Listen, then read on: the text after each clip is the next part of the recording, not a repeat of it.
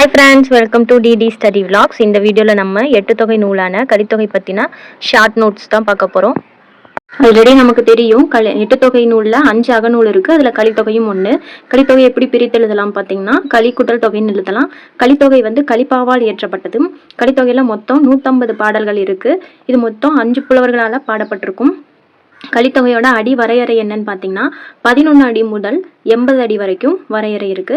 கலித்தொகைக்கு கடவுள் வாழ்த்து பாடியவர் நல்லந்துவனார். யார் பேரில் பாடியிருப்பாருன்னா சிவபெருமான் மீது கடவுள் வாழ்த்து பாடியிருப்பாரு.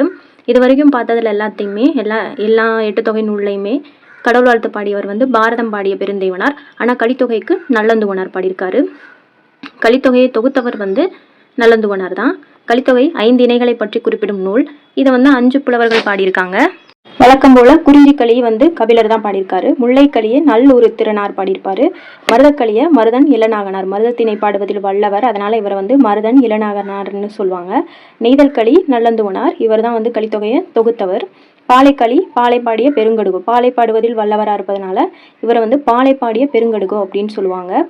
பாடல்களின் எண்ணிக்கை பார்த்தீங்கன்னா மொத்தம் 150 பாடல்கள். குறிஞ்சிக்களியில் 29 பாடல்கள், முல்லைக்களியில் 17 பாடல்கள், மருதக்களியில் 35 பாடல்கள், நெய்தல்களியில் 33, பாலைக்களியில் 35 பாடல்கள். இதுல இந்த நெய்தல்களில் உள்ள பாடல்களின் எண்ணிக்கை ஆல்ரெடி ப்ரீவியஸ் இயர்ல கேட்ட கொஸ்டின்.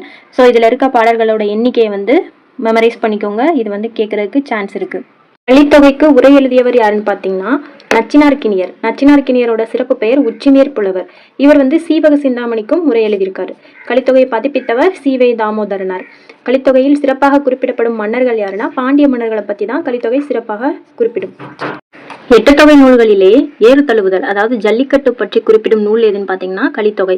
அதுல முல்லைக்களி தான் இந்த ஏறு தழுவுதல் பத்தி சிறப்பாக குறிப்பிடுது. கைக்கிளை பெருந்திணை பாடல்கள் இடம்பெற்றுள்ள ஒரே அகநூல் சங்க இலக்கியத்துல எதுன்னு பார்த்தீங்கன்னா கலித்தொகை தான். காம கிழத்தி பேசுவதாக அமைந்துள்ள நூல் எதுன்னு பார்த்தீங்கன்னா கலித்தொகை தான். பாரத கதைகள் மிகுதியாக இடம்பெற்றுள்ள நூல் கலித்தொகை. புராண கதைகள் மிகுதியாக இடம்பெற்ற நூல் பரிபாடல். பாரத கதைகள் கலித்தொகை, புராண கதை பரிபாடல், ரெண்டையும் கன்ஃபியூஸ் பண்ணிக்க கூடாது. கலித்தொகை பாடல்கள் எந்த வடிவில் அமைஞ்சிருக்குன்னு பார்த்தீங்கன்னா ஓரங்க நாடக வடிவில் அமைஞ்சிருக்கிறது தான் கலித்தொகை பாடல்கள். 10th புக்ல இருக்க முக்கியமான கலித்தொகை பாடல் ஆற்றுதல் என்பது ஒன்று அலர்ந்தவருக்கு உதவுதல், போற்றுதல் என்பது புணர்ந்தாரை பிரியாமைன்ட்டு ஒரு பாடல் வரும். இந்த பாடல் ரொம்ப முக்கியமானது. இதுக்கு முன்னாடி ப்ரீவியஸ் இயர்ஸ்ல கேட்டிருக்காங்க. பாடல் வரி கொடுத்து எந்த செயல் பகுதியை சேர்ந்ததுன்னு கேட்டிருக்காங்க.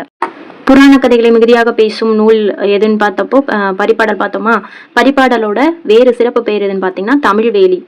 கலித்தொகைக்கு வழங்கப்படுற வேறு சிறப்பு பெயர்கள் களி, குறுங்களி, கற்றறிந்தார் ஏத்தும் களி, கல்வி வளார் கண்ட களி, அகப்பாடல் இலக்கியம் அப்படின்ட்டு பல்வேறு சிறப்பு பெயர்கள் அழைக்கப்படுறது தான் கலித்தொகை.